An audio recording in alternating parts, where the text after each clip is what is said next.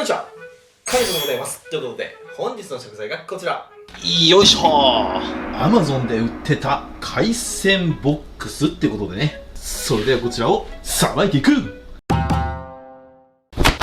はい、改めまして、本日の食材がこちら。 Amazon で売ってました海鮮ボックス。以前の動画で Amazon で売ってた評価のあまりよろしくない海鮮ボックス買ってみました。こちら見てない方、概要欄に貼っておきますので、ぜひ見てください。で、この間のやつはちょっと中身はね、寂しいなっていう印象でした。で、今回こちら、Amazon で4000円の送料別の海鮮ボックス買いました。だいたい送料が1200円だったかな。送料合わせると5200円の海鮮ボックスですね。この前の海鮮ボックスと値段はほぼ変わりません。この前が5600円だったかな。ほんで僕の経験上、送料込みっていうものより、送料別のものの方が、海鮮って当たりが多いイメージがあります。もちろん送料込みでもいい商品、お値打ちな商品、あります。でも、送料別で、ちゃんと物の値段でいくら。で、送料は別でもらえますよっていう表記をしてる商品の方が当たりが多いイメージあります。これ僕の経験上なんで、間違いないと思います。めちゃめちゃネットで生鮮買いますんで。評価もね、まあまあいいとこの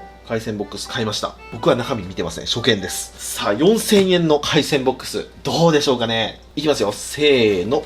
よっ。お、まだわからんけど、めっちゃ入ってる。めっちゃ入ってる。すごいぞ、これは。箱びっしりに入ってるわ。すげえ。おー、なるほど。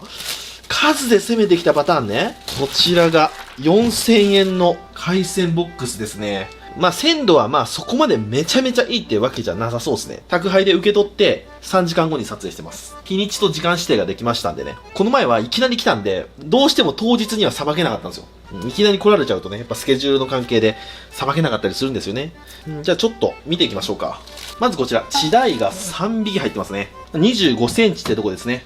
小鯛ですね。ちっちゃい鯛。結構超えてそうですけど、ちょっとお腹は弱いかな。鮮度はいまいちですね。ちょっと匂いもします。で、次がこれ。ソイですね。で、このソイが1、2、3匹ですね。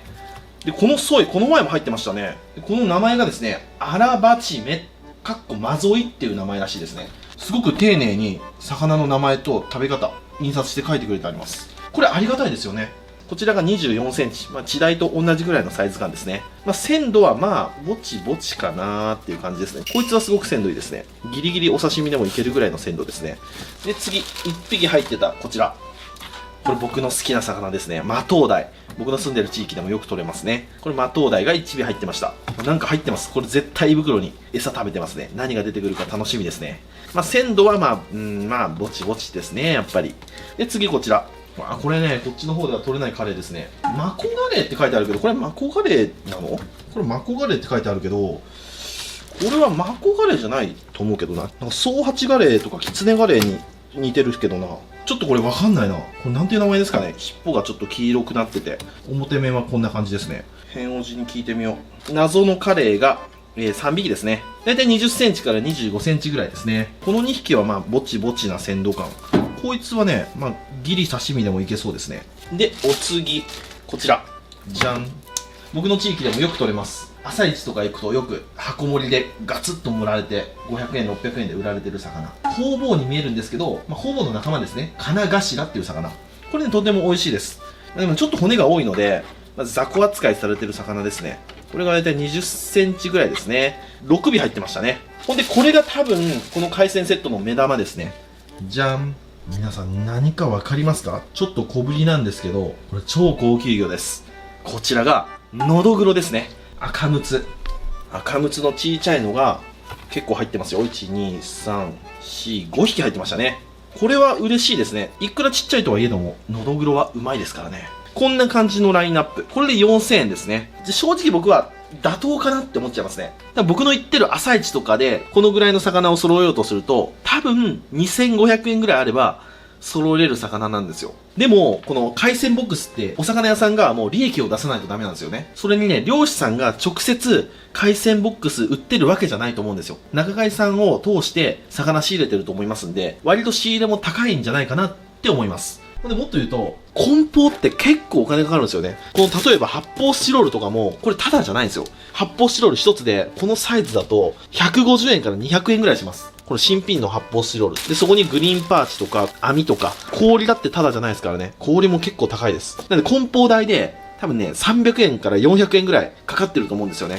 まあ、今回のセットは、まあ、お値打ちっていう感じではないんですけど、まあ、妥当かなっていう。まあ、でも鮮度はそこまで良くないですね。平王寺からね、回答が来まして、砂ガレーじゃないかって来ましたね。ネットで調べても、まあ、砂ガレーっぽいけど、どうなんすかね。ちょっと僕ね、違うような気もするんですよね。砂ガレーと、なんか、総八の中間みたいな、ちょっと難しいカレーですね。マコガレーではないよ、これ絶対。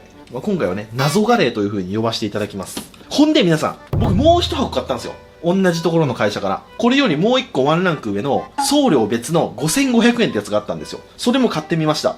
1500円違うだけでどれだけ違うのかっていうのちょっと見たいなと思ったんで、それも開けていきましょうか。今日ちょっと動画長いですけどね。まあ、皆さんゆっくり見てください。気まぐれクックはね、ゆっくり垂れ流しで見るぐらいがちょうどいいと思います。今日はね、流し見で見たってください。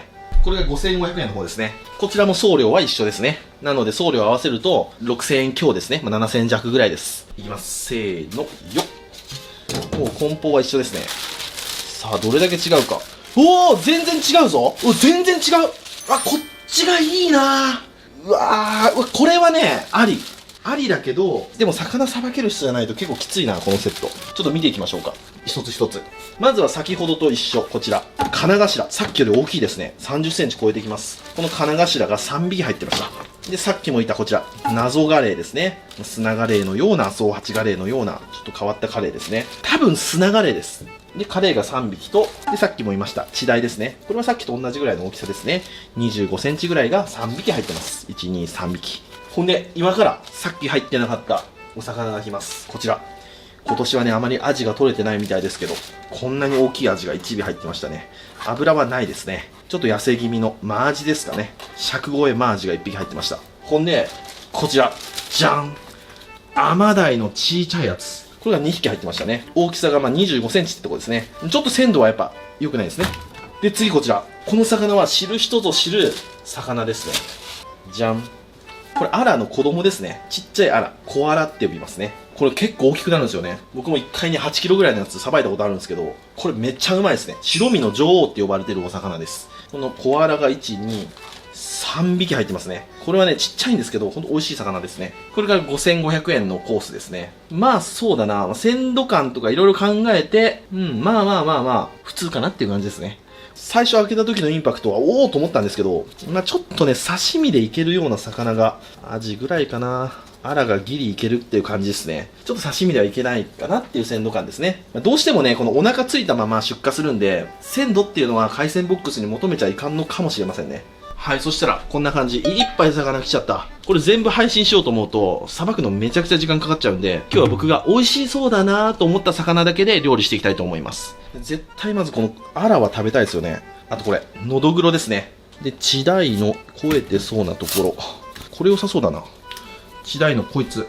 あとはこの謎のカレー。これも食べましょう。で、あと、ちょっとお腹の中に何か入ってたんで、これ気になりますよね。こいつも行きましょう。まあちょっとさすがに僕の胃袋のキャパ的にこのぐらいかな。多分珍しくて皆さん気になってるところはそのぐらいだと思いますんで、今日はここら辺さばいていきたいと思います。そしたら今日のメニューなんですけど、3品作っていきます。1品目、コアラの塩焼き。こいつね、煮付けでも塩焼きでも刺身でも何でもうまいんですよ。で、僕ね、塩焼き結構好きなんですよ、この魚の。なんで塩焼きいきましょう。ほんで、マトウダイ、カレー。これはね、煮付けです。もうこいつらは、唐揚げか煮付け、どっちか迷ったんですけど、ちょっと今油物控えてるんで、唐揚げじゃなくて煮付けでいきます。ほんで、こののどぐろとチダイを使って、土鍋で炊き込みご飯、これ作っていきたいと思います。タイのどぐろ飯ですね。うまそうじゃないですか。そしたらサクッとさばいていきますね、今日は。タイとのどぐろは3枚おろしにしちゃいます。で、マトウダイとカレーはもう頭取っちゃいますね。お頭付きでやるとかっこいいんですけど、ちょっと今日頭取っちゃいます。アラはお頭付きでエラ、内臓、鱗取っていきます。ではまず皆さんが気になってると思います。マトウダイのお腹の中チェック。これなんか入ってます、絶対に。で、触った感じね、魚なんですよね。まあ、でも鮮度はね、そこまで悪くない。溶けてるっていう感じじゃないですね。でもやっぱね、お腹は出して出荷した方が鮮度はいいですね。マトウダイの肝美味しいんですけど、ちょっと肝は食べれないですね。さあどうだ。おお、中にはアジが入ってましたね。これはマアジかな。これマアジですね。結構いい感じの、一見細そうに見えるんですけど、割と肉厚な、小アジが出てきましたね。アジっていう魚は人間も魚も大好物なんですよね。はい、そしたら軽くお腹の中を洗っていきます。で、マトウダイはね、こうやって膜がついてて、膜を外すと、その下にこう、血綿が入ってますんで、この血綿を必ず取ると。で、マトウダイ、ここね、ギザギザがついてるんですよ。下と上に。こことここですね。なので、僕はね、取っちゃう、こうやって。2個。3個。こんな感じでひし形みたいにしちゃいます。でも尻尾も邪魔なんで、こう取っちゃう。こうするととても食べやすいですね。身も綺麗で美味しそうですね。そしたら、カレーいきます。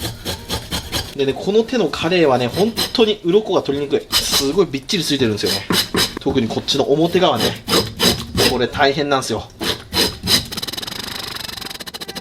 鱗かきである程度取ったら、包丁で仕上げ。ここのライン見落としがちなんで、魚をちょっと持ち上げて、縁側に沿って包丁のここを使って、こういう感じで鱗取っていきます。こっち側の仕上げは頭をこっちに向けて、浮かして包丁の刃先ですね、ここを使ってキワキワまで攻める。はい、こんな感じで鱗が取れました。これが鱗取れた方、こっちが鱗取れてない方ね。そしたら頭取っちゃいます。ザクッと。うわー、お腹ちょっと溶けてるな。で、この段階でちょっとお腹洗います。しっかり洗います。で、この段階でお腹を触ってちょっと肉が溶けてたり腹骨が浮いてるようなやつはちょっとこの段階で匂い嗅ぎます。これ大丈夫。どうしても餌が入った状態で保管してあると、匂いが回っちゃいますんでね。で、匂いがどうしてもすごくきついなっていう場合は、もう割り切って、ここお腹のところですね。こう切っちゃう。こういう感じにしちゃう。そして、ここ血綿ついてますね。血綿を取ると。これが一番いいと思いますよ。で、頭付きの場合は尻尾がついてるとかっこいいと思うんですけど、頭取っちゃった場合は、なんかね、尻尾取った方が、なんか綺麗な気がします。もっと言うと、唐揚げとかにする場合は、ヒレヒレのところもカリカリして美味しいんですけど、煮付けとかの場合は、ここ鍋肌にくっついちゃって、ちょっとみっともない感じになっちゃうんで、煮付けとかにする場合は僕取っちゃってもいいと思う。こういう感じで。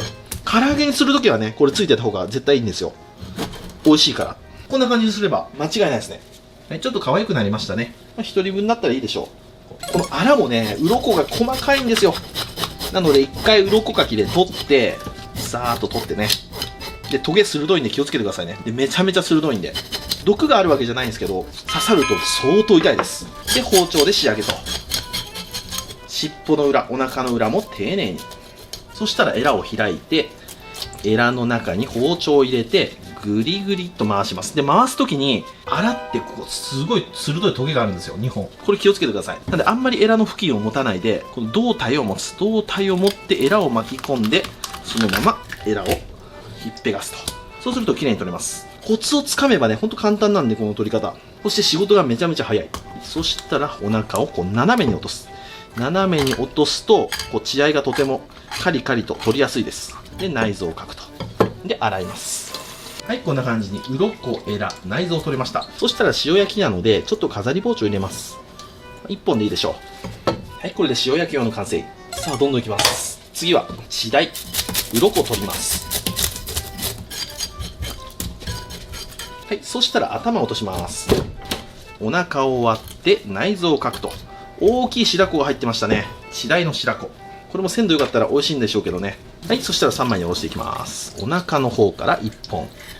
このぐらいちっちゃいんで、ここからザクッと切っちゃって、で、一等おろしで、スッと、こっち側から入れて、腹切って、ヒレまでいっちゃいました。で、ヒレまでいっちゃったらヒレをこう切ると。で、腹骨をすいて、こんな感じですね。で、こっち側も腹骨をすくと。血鯛はマダイと比べて少し水っぽいんですよね。なんで身が傷みやすいのが特徴です。でも血鯛は脂が乗るとめちゃめちゃうまいです。はい、血鯛の3枚おろし。次、のどぐろちゃんですね。のどぐろは鱗が簡単に取れます。頭を落とす。内臓を取る。あ、鮮度いいですね。これならギリ刺身でもいけるぐらいの鮮度ですね。全部鱗取って内臓を出していきます。では3枚におろしていきます。この1匹だけめちゃくちゃ脂乗ってましたね。こいつ絶対うまいですね。こちっちゃい魚の方が大きい魚よりさばくのは難しいです。よっと。ほら。これ動画ではちょっと伝わりにくいんですけど、こんなちっちゃいのにめちゃくちゃ脂乗ってるこいつだけ。これはね、大きくなったら将来有望でしたね。初めて見た。この大きさでここまで脂乗ってるのどぐろ。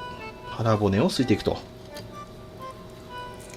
う一回いきますね。まずこう入れて反転させて背中の方にも入れていくと。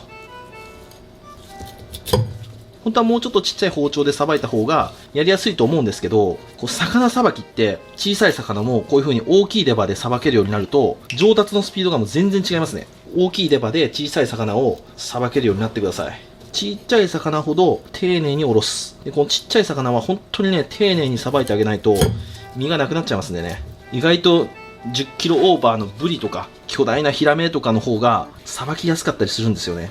こういう小魚が一番難しいんですよ。はい、ではこのようにおろし終わりました。のどぐろ、チダイ、アラ、カレイ、マトウダイですね。そしたら向こうのキッチンに移動しますね。はい、そしたらこちらを一度塩水できれいに洗って最終仕上げやっていきます。まだ鱗の取り残しとかぬめりがついてる場合ありますんで、それを落としていきます。で、真水で洗っちゃうと水焼けっていって魚の中に水が入ってっちゃってブヨブヨになっちゃいます。なので塩水で洗うことによって浸透圧の関係で逆に魚の中の余計な水分がこの塩水の方に出てってくれますんでね、一石二鳥ですね。のどぐろちゃんを洗っていきます。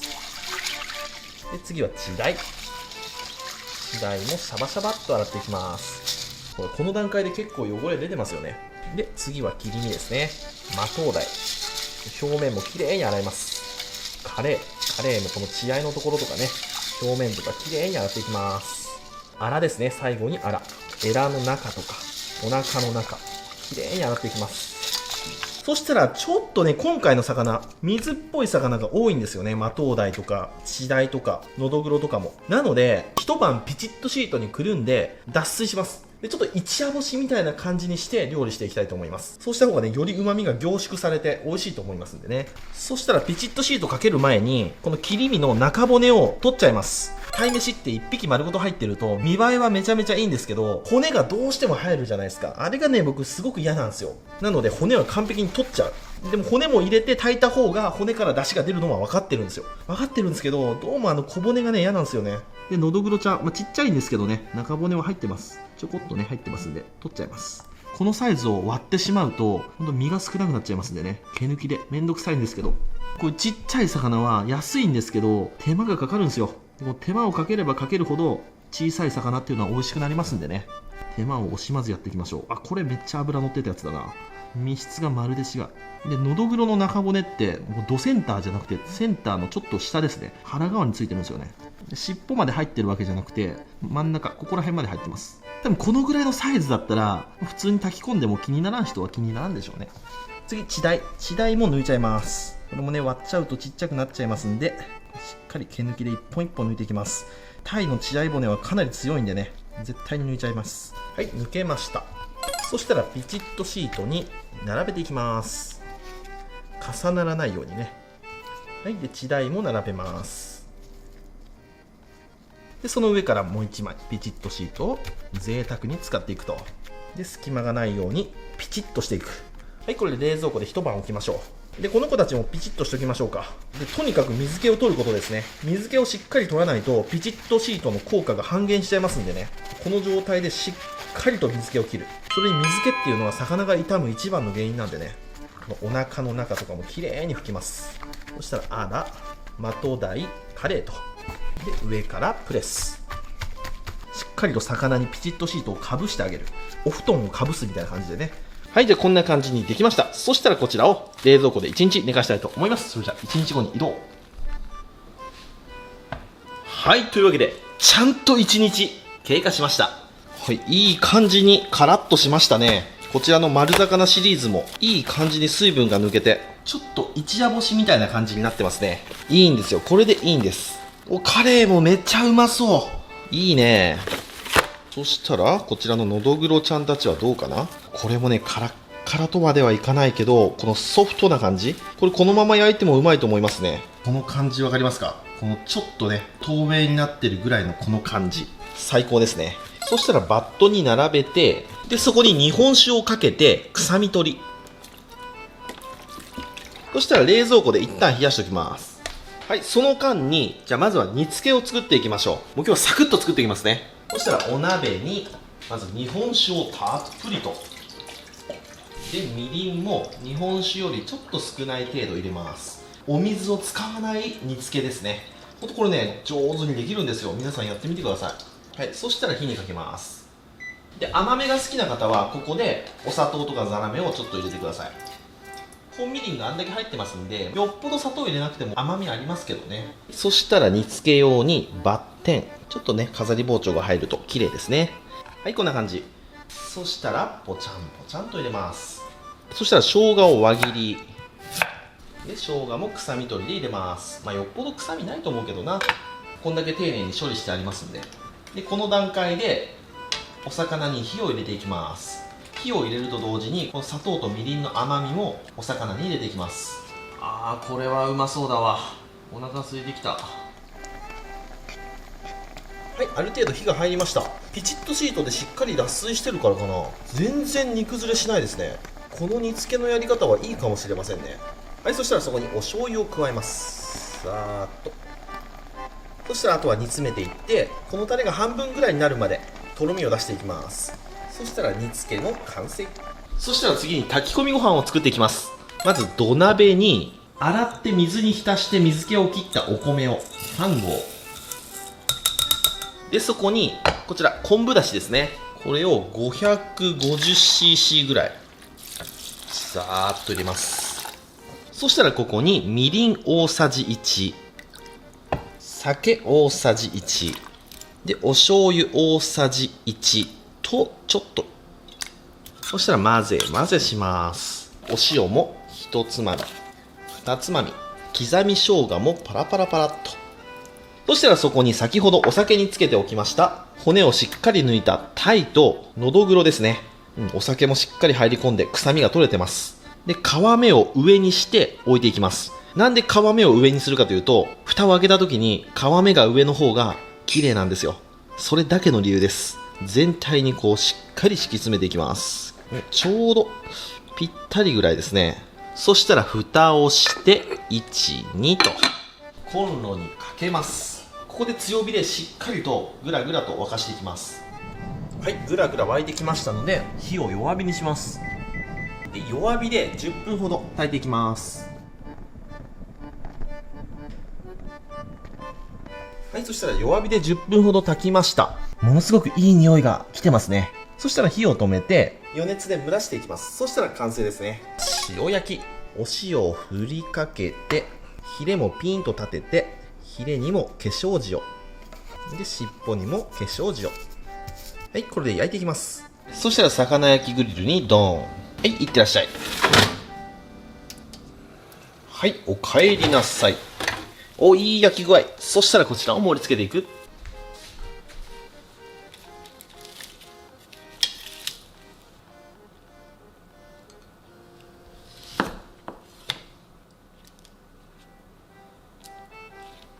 はい、これでアラの塩焼きの完成。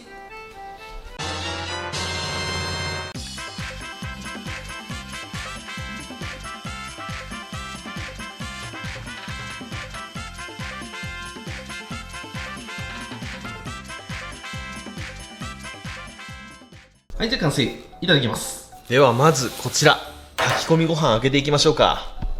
よっと。どうだ、いい感じかな。せーの、よっ。うおー、完璧じゃないですか。ご飯の仕上がりはいいね。柔らかすぎず硬すぎず、もうちょっと仕上げでカッと強火でやればおこげができたと思いますね。そしたらお魚をこうやって潰します。しっかり混ぜていく。贅沢だな、このタイとのどぐろですからね。では炊き込みご飯からいただきます。さあどうだろう。うまっ。めちゃくちゃうまいね。だしはあえてかつおだしは使ってません。昆布だしとのどぐろとタイのだしだけ。いいだしが出てますね。うまっ。ほんでやっぱね、食べやすいわ。じゃあお次は塩焼きいきますか。アラの塩焼き、もう見るからにうまそうでしょ。この背中の一番美味しいとこいきますか。いただきます。おー、いいね、うまい。ほんと上品でしっかりと締まった身の中に濃い旨味があるんですよね。やっぱこのサイズのアラは塩焼きがうまいですね。でかぼすをちょっとこうじゅわーっとかけて、かぼすうまいな。このすだちとはまた違った独特な香りがいいですよね。うまっ。口の中にこのままあーって入れたいですもん。やばいな、かぼすめっちゃうまいな。めちゃうまい。やばいぞこの組み合わせは。お次は煮付けいきましょうか。僕の好きなマトウダイからいきましょうか。マトウダイは本当身離れがいいんですよね。とても食べやすい。いただきます。美味しいな。身は淡白なんですけど、この甘い煮だれと合わすことで最高の煮付けに仕上がるんですよね。肝が新鮮で肝も入ったらもっと良かったけどね。次、多分砂ガレ綺麗に処理したから臭くないはずですよ。いただきます。うわー、うまいなこのカレー。てか今日煮付けのこのタレが絶妙にうまい。で一回魚の汁を脱水してるからかな、煮だれがね全く濁らないんですよね。すごく綺麗な煮だれで煮付けができましたね。大成功。すげえうまい。煮付けを炊き込みご飯に置いて、うまっ。はい、ということで今日はこちらの海鮮セットから出てきた美味しそうだなと思うお魚で作ったお料理たちときましたら、お飲み物こちらでやっていきたいと思います。せーの、でん、茶色いやつ。今日は休館日でございます。茶色いやつはたっぷりの氷でいきましょう。夏は茶色ですよ。銀色もいいけどね、茶色も最高です。いただきます。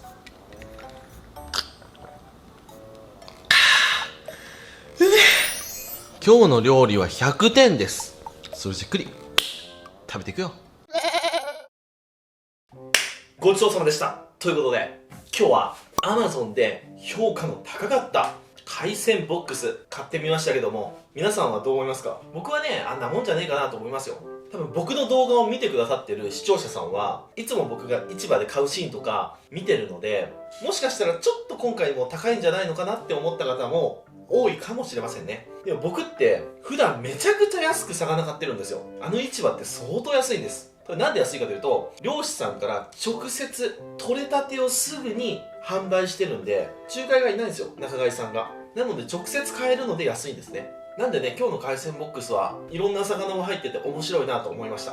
ちょっと欠点を言うと、1匹ぐらいね、こうちょっとさばき応えのある中ぐらいというか大きめの魚がドンと入ってると良かったですね。ちょっと細かいのばっかでしたね。季節によって海鮮ボックス中身変わってくると思いますんでね、こちらのシリーズ人気でしたらまた季節ごとにやっていきたいなと思います。はい、というわけで今日はよいしょ。バイバイ。